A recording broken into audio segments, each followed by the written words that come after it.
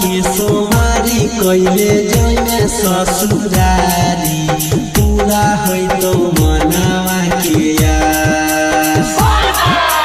सावन के सोमारी कैले जैमे ससुरारी पूरा है तो मनावा के यार।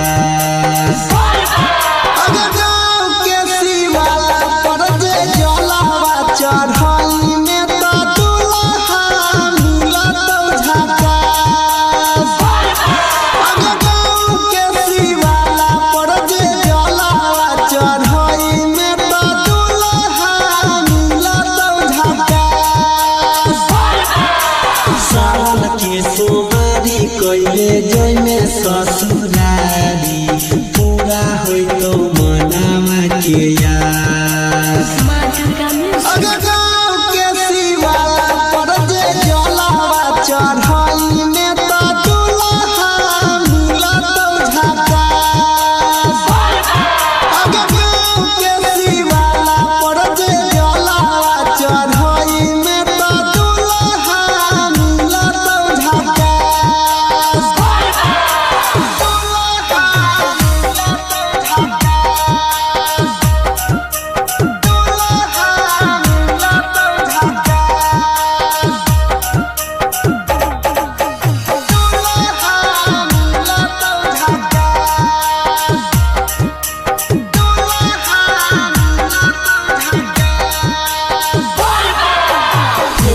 तो नजरिया बाबा भोलेनाथ गे सबके माने छै अपन खास।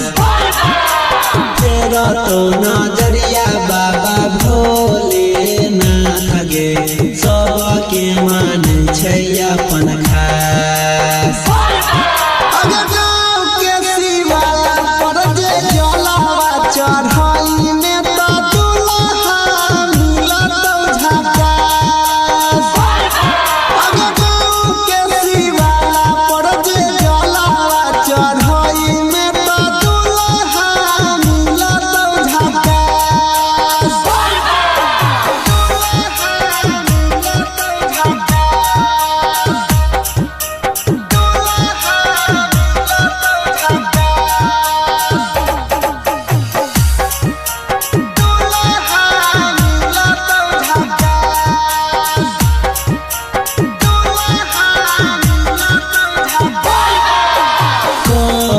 छौराई कर सोनु अनिला भोला पतले बिसावा।